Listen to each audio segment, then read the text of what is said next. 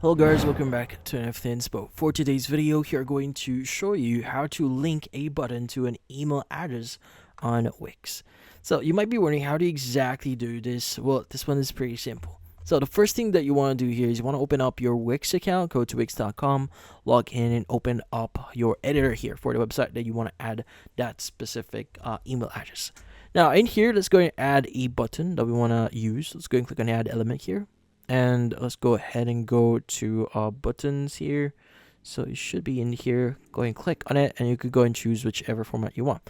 So for example, maybe I want to use this email button here. Let's go and add it in here. Now, how do we add our email address? So this one's very simple. Just make sure to select that specific button. Click on the link option. And in this case, and the following options, you just need to choose email.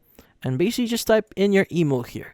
Now, also, you could go ahead and just specify the email subject if you want to basically add one for this button. But typically speaking, once you provide all the details and click on done, you should be good. And that's about it. So hopefully this video was able to help you. Like and subscribe to NFT Inspo. Thank you for watching.